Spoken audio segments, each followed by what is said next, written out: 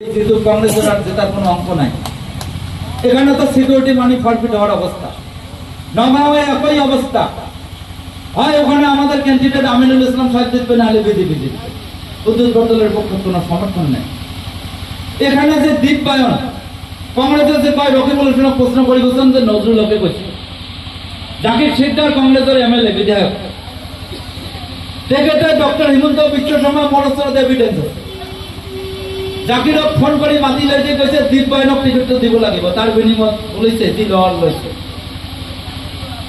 দীপায়নক ticket দিছে একজন Zika ব্যক্তি, দীপায়নক কোন কংগ্রেসের ভোট দিয়ে আমি উপায় না হয় আমার মনোরঞ্জন তালুকদার সিপিএমক আমি সমর্থন দিই। মাধব রাজবংশী উদালগুড়ি দড়ামর টিকিট দিলে কংগ্রেসের কোনো মিটিংয়ে পারিব নোৱাৰে, যেহেতু বর্তমান বিজেপির অপোজিশনত বিপিএফ আছে, বর্তমান সেকুলার ফোর্স, আমরা বিপিএফ সমর্থন দিচ্ছি যে ওখানে বিপিএফ যেহেতু অন্তত বিজেপি হারা লাগে, আর বিজেপির 5টা সিট হারা যাইত।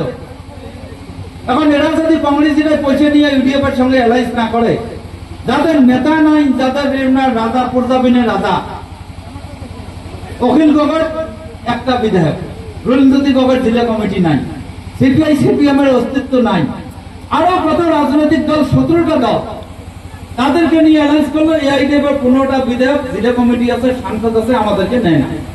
হিমন্ত বিশ্ব শর্মা এমন একজন ব্যক্তি, এক্সেপ্ট গৌরব গগৈ বাদ দিয়া বাকি সব হিমন্ত বিশ্ব শর্মা স্যারের কথা মতে চলে, এর পয়সা নিয়ে ইলেকশন লড়ে, ওদের কথাই উঠে বসে, করার কিচ্ছু নাই। তো ইন্ডিয়া অ্যালায়েন্সে আমি আজকে বলি, আমার 3টে সিট জিতলো, আমরা যে ইন্ডিয়া অ্যালায়েন্স রাহুল গান্ধী যদি প্রধানমন্ত্রী হয় আমাদের সমর্থন থাকবে।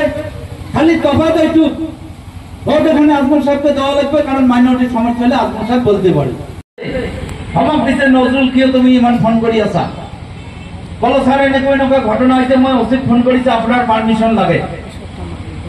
কৈছে তোমাক মই জিলা পরিষদ চেয়ারম্যানে বনাইছো, তুমি তো অসমৰ মন্ত্রী নাকি, গোটেই দায়িত্ব তোমার ওপৰত। কি হয়েছে তাত বিপিএফৰ লগত গভর্নমেন্ট চলাই আছো, এতিয়া যারা পাগলা তাত এই ঘটনাটো ঘটিছে, যদি রিপোর্টারে ধরে তোমাক মোক উত্তর তো দিব নোৱাৰিম, গভর্নমেন্ট গিৰি যাব, গতিকে গুচি আহা। তেতিয়া মই কৈছে স্যার আপুনি আহক, মোক একদম ধমক দি দাবর দি কৈছে যে মই জানটো হেৰুৱাম নেকি। আজি এই ভণ্ড ৰকিবুল হোসেন নিৰাপত্তাৰ কথা কৈছে, যেতিয়া তাৰ ওচৰত গোটেই পুলিচ প্ৰশাসন আছিল, পেৰামিলিটাৰী ফোর্স আছিল, আৰু মই 3জন পিএছ লৈ মই গৈছিলো। আবু তাহেৰ বেপাৰী আৰু মই আপোনালোকে সহায় কৰিছিল কংগ্ৰেছত থাকোতে। মই জিলা পৰিষদৰ কোৱাৰ্টাৰত গোটেই ঘৰ মই কাপোৰ কলিকতাৰ পৰা আনিছো, দুখীয়া মানুহ সহায় কৰাৰ কাৰণে টিউবৱেল আনিছো, টিন আনিছো। রকিবুল হোসেন এক পয়সা দিয়ে নাই, আর মৌলানা বদরুদ্দিন আজমল ডাঙরিয়া জমিয়ত উলেমা হিন্দের নেতৃত্বে ব্যানারে টিন, টিউবওয়েল, কাপড় সমস্ত মানুষকে দিয়েছিল। ভাই আপনারা ভুলে গেলে চলবে নাই।